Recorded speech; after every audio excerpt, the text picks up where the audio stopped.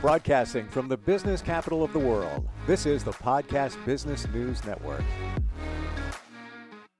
Even before we begin today, a song just dropped in my head. I think in music, and it's an old folk song. I'm talking really, really old, but I remembered it out of nowhere as we just began.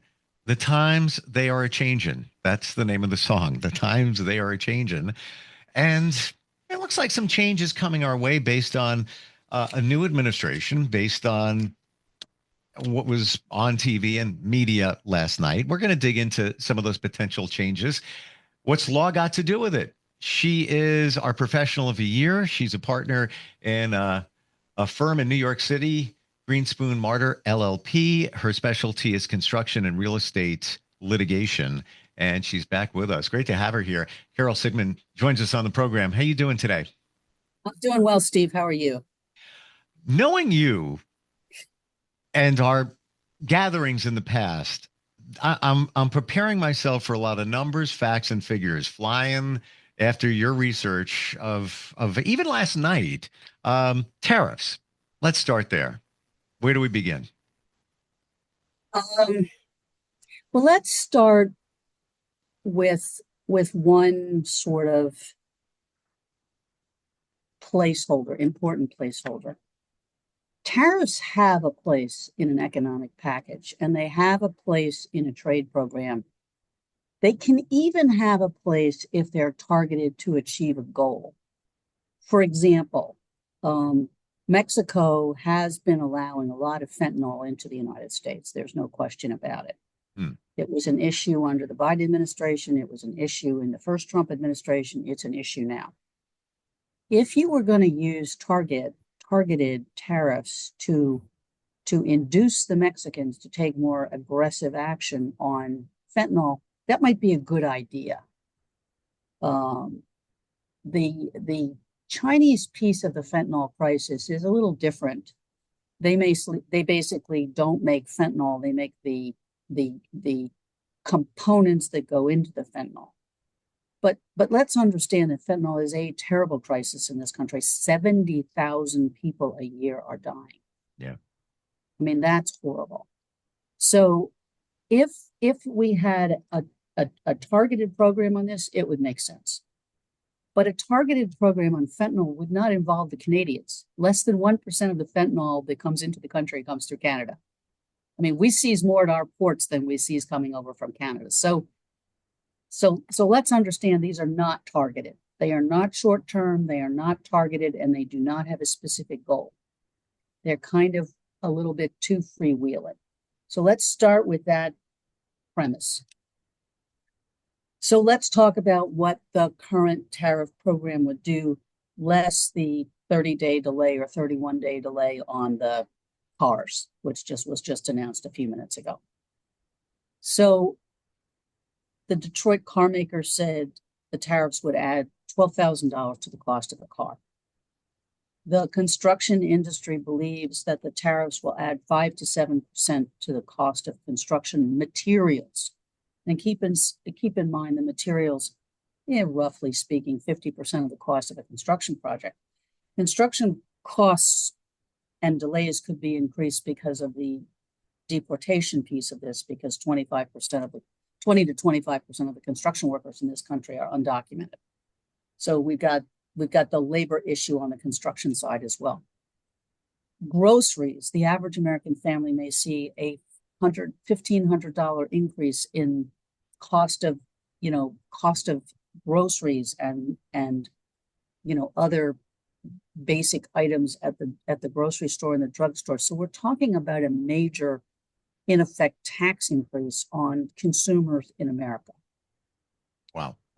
Be they car consumers, be they construction consumers, or be they just grocery consumers, it's going to hit us all. So that suggests and implies that we could get a slowdown. And there's talk of a recession, that maybe we're already in it because the consumer has pulled back because of fear. My greater fear is not just maybe some slowdown in the economy, which I have seen figures up to 2.8% of a slower than it was.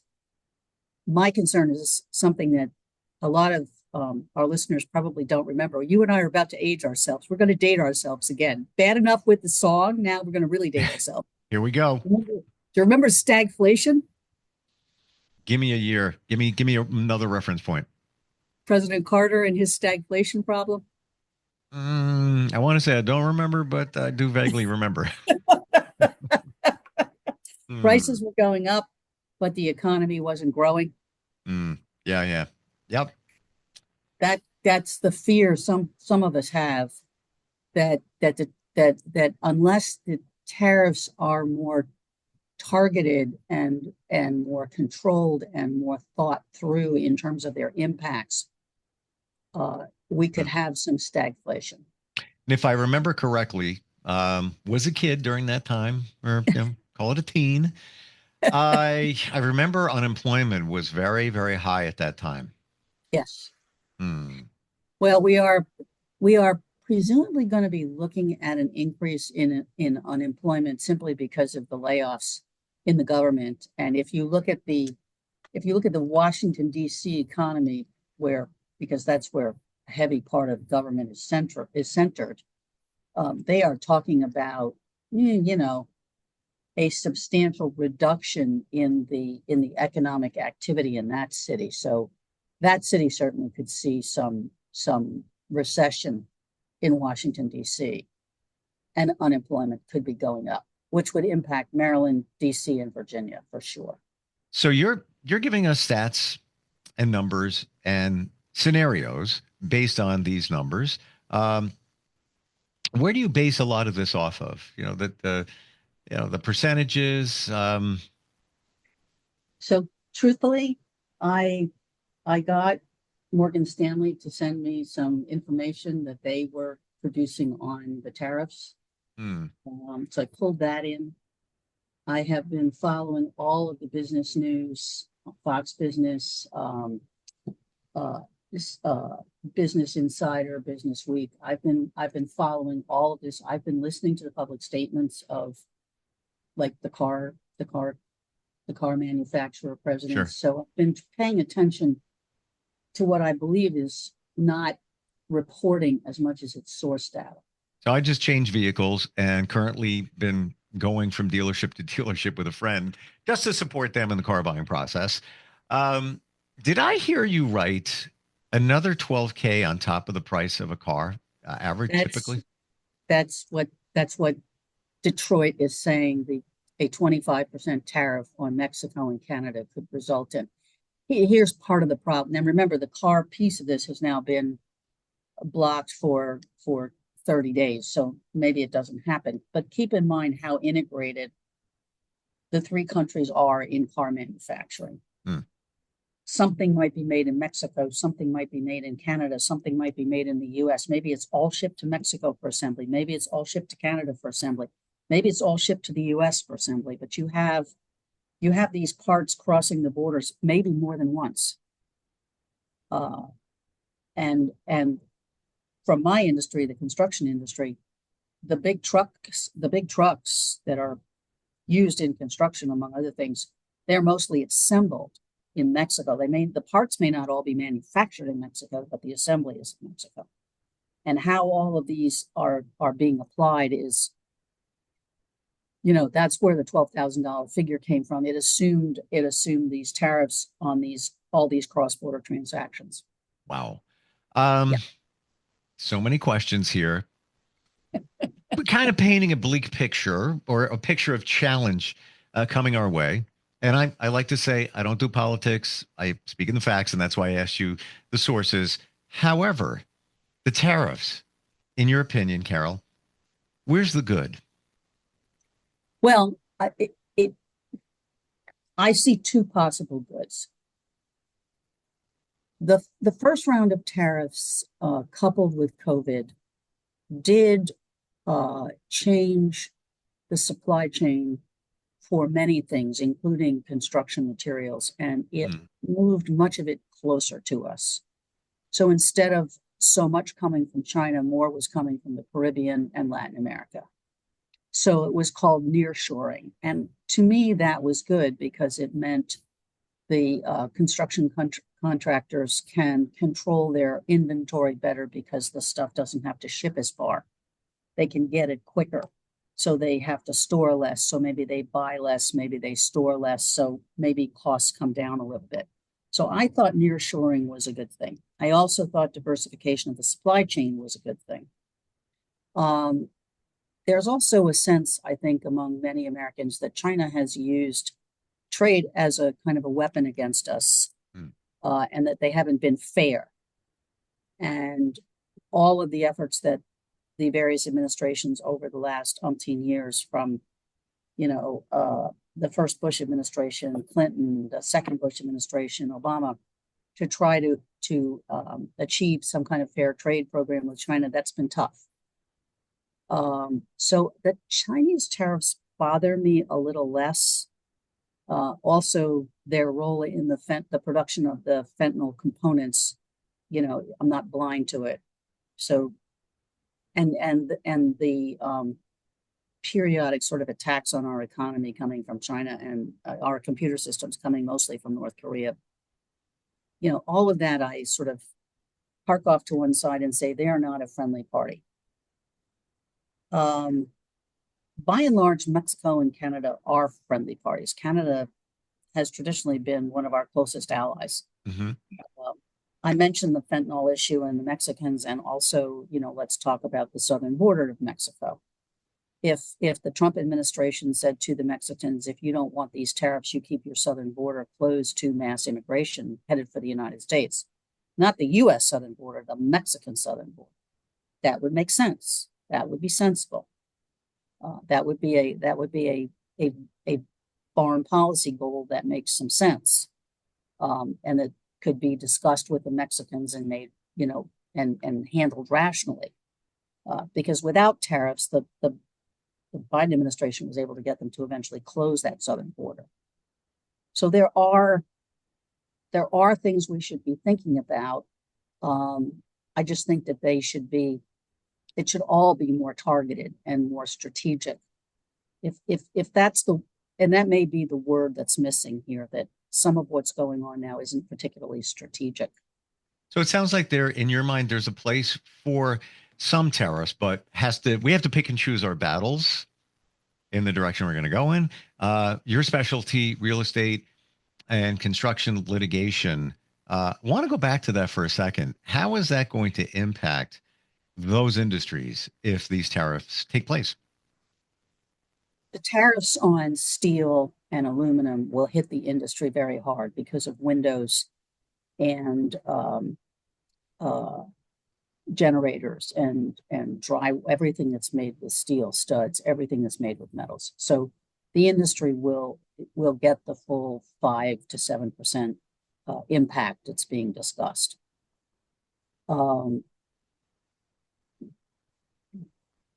We do get some construction materials from Japan and South Korea, and Indonesia, and I think one other country, as well as from Mexico, and plywood from Canada. Plywood from Canada is going to hurt badly. That's another big product, and we get a lot of it from Canada.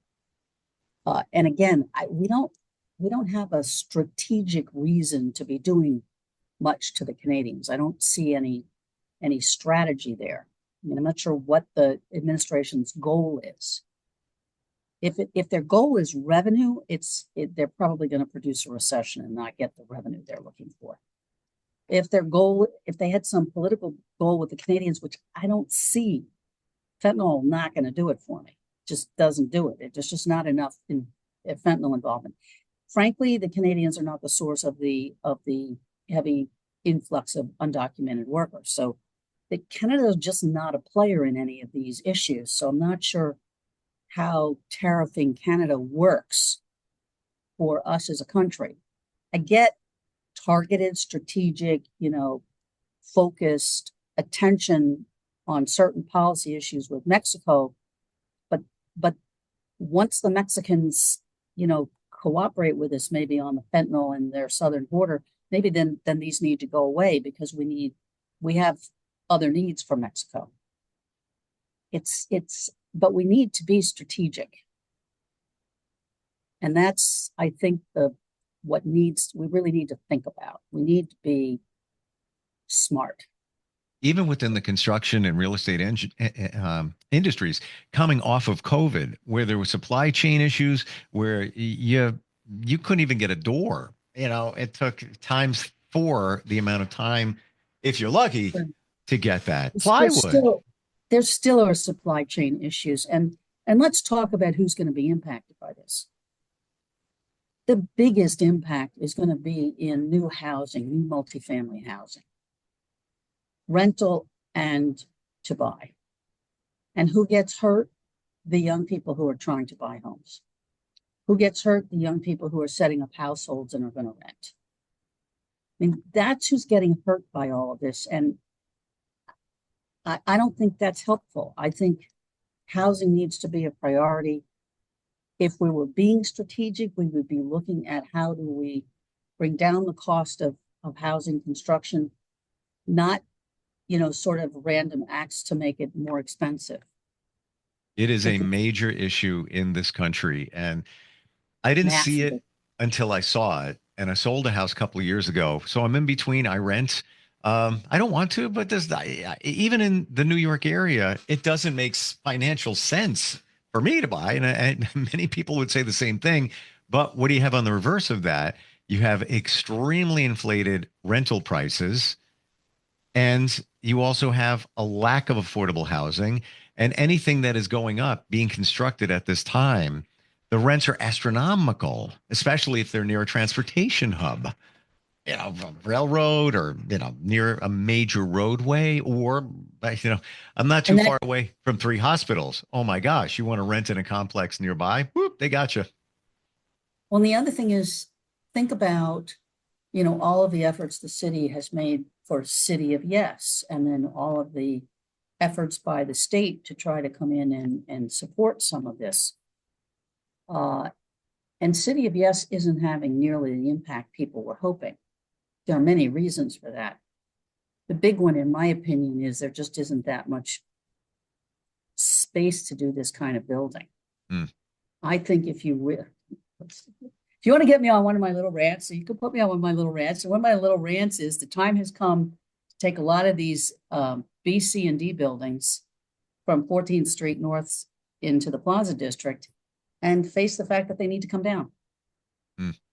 And they're marginally used commercial buildings. They probably need to come down. They probably the zoning needs to be fixed to allow mixed use, including residential, and then these buildings need to be rebuilt.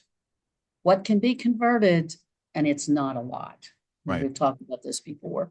And then you have the parking issue. So if you're converting it over to that, then there's have to have space for people. I want to go broad stroking here. Okay. Hypothetical dreaming. I just put you in the Oval Office.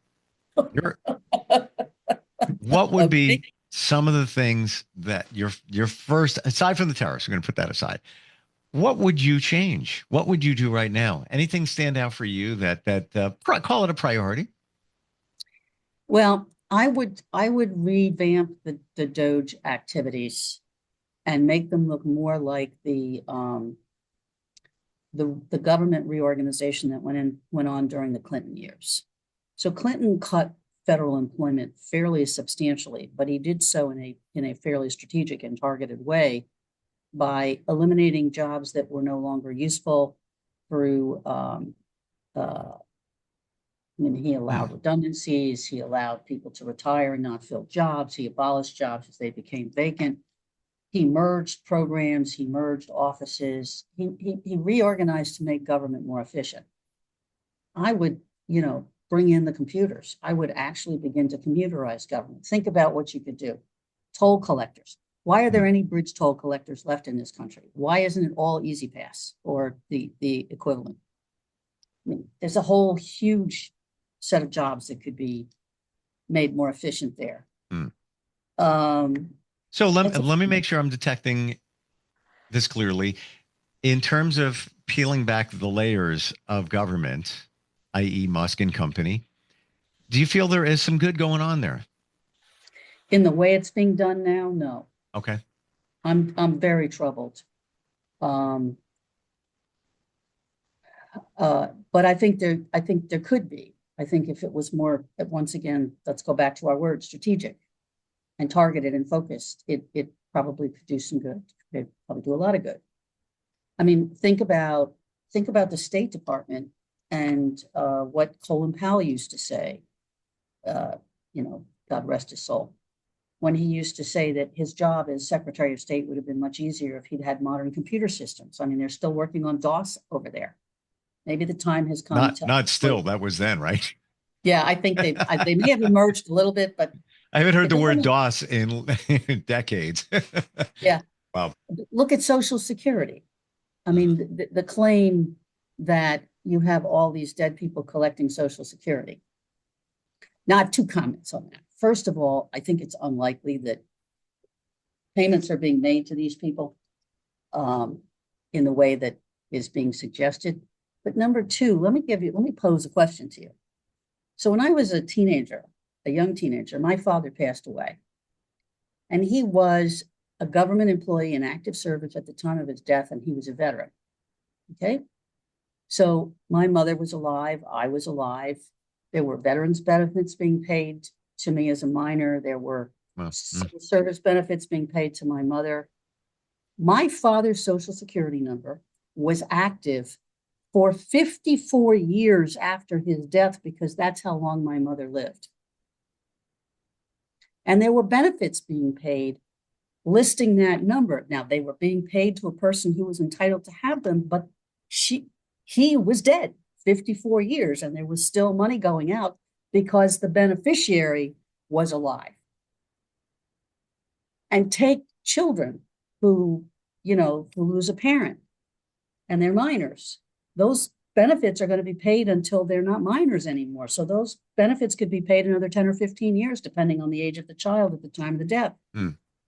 And what about if a person with a disabled child dies and that child is on SSI? That child's SSI might be tied to that person's Social Security number until the child dies. So do you feel 50, 60 years from now? That whole uncovering of Social Security being paid to people who have passed on, do you feel that maybe it was inflated in terms of what's going on there? I think it was based on a lack of understanding of how the system works, which is one, for many years, deaths weren't reported to Social Security. Benefits weren't being paid, but deaths weren't reported. Okay. Because it wasn't as easy to report deaths in the old days. Now, I mean, if a person dies and they're on Social Security, the hospital notifies Social Security the same day, and the benefits are cut off as soon as it's legally appropriate, which is usually instantly. And that's the way it works. And the banks shut the accounts down and won't take the deposit anymore. So the money goes back to the government.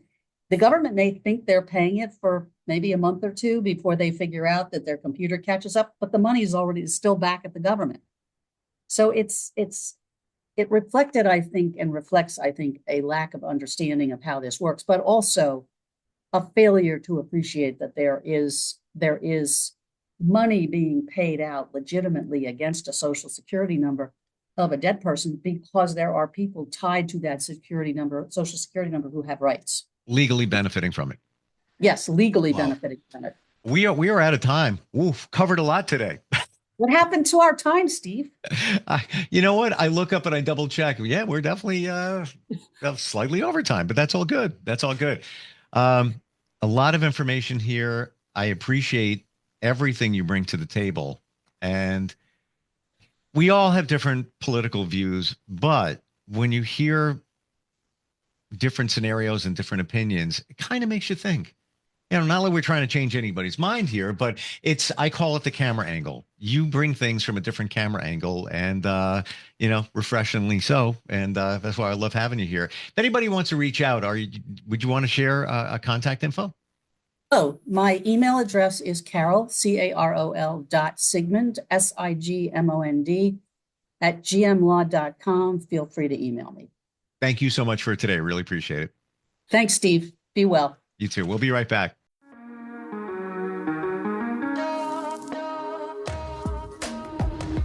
Broadcasting from the business capital of the world, this is the Podcast Business News Network.